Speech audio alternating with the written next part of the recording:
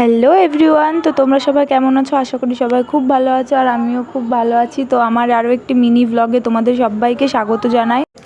তো আমরা এখন চলে যাচ্ছি হচ্ছে মার্কেটে একটুখানি শপিং করার জন্য। তো শপিং করার জন্য নৌকায় উঠে পড়েছি, টোটো করে এসে নৌকাটা পার করে তারপরে আমরা চলে যাব মার্কেটে। নৌকাটা পার করেই সামনেই যাচ্ছে মার্কেটটা। তো মামি একটুখানি ভিডিও করে দিচ্ছিলো আমাকে। তারপর দেখো ঢুকতেই এখানে অনেক জুতোর দোকান ছিল, তারপর অনেক জামা কাপড় অনেক কিছু আছে। শাড়িগুলো দেখে তো হেভি লোভ লাগছিলো, মনে হচ্ছিলো সব কটা শাড়ি নিয়ে নিই। আমাকে যদি 10 মিনিটের অফার দিত আমি পুরো বাজার তুলে নিয়ে চলে আসতাম, কিন্তু সেমন কেউ অফার দেওয়ার মতো কোনো মানুষ নেই। তাই আমরা নিজেরাই নিজেদের টাকা দিয়ে শপিং করে তারপর আইসক্রিম খেয়ে ওখান থেকে চলে আসলাম মামি আর আমি। দেখো আমরা কী কী শপিং করেছি, ব্যাগ ভরে ভরে শপিং করে নিয়ে এসেছি গাইস।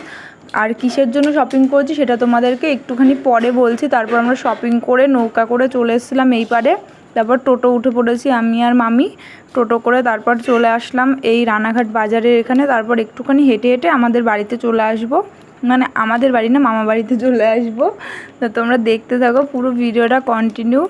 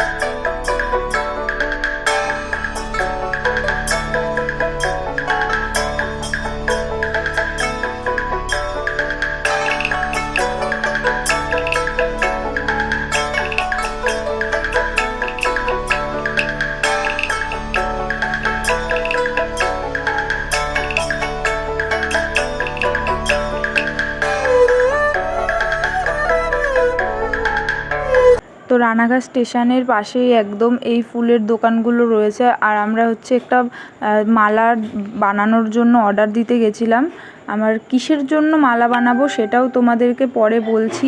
তো ফুলগুলো এত সুন্দর লাগছিল তাই আমি একটুখানি ভিডিও করে নিলাম। আর আমার তো ফুল ভীষণ ভালো লাগে, গোলাপ ফুল তো বিশেষ করে বেশি ভালো লাগে। তো তারপর আমরা সাবওয়ে দিয়ে চলে আসলাম বাড়িতে।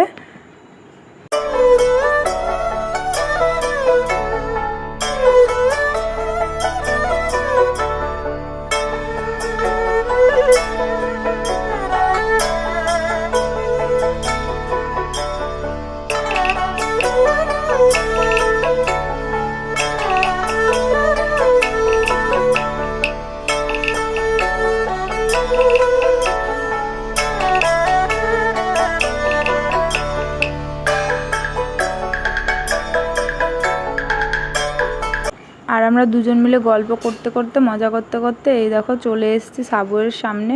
তো তোমরা আগে যারা পুরনো ভিডিও দেখেছো তোমরা তো সবাই জানো এই সাবওয়ের সোজাসুজি যে বাড়িটা সেটা হচ্ছে আমার মামা বাড়ি। তো বেশি টাইম লাগে না আমাদের হাঁটাহাঁটি করতে, কিন্তু জামা কাপড়ের ভাবে একটা অনেক ভারী ছিল, তো জন্য হাঁটতে একটু অসুবিধা হচ্ছিলো।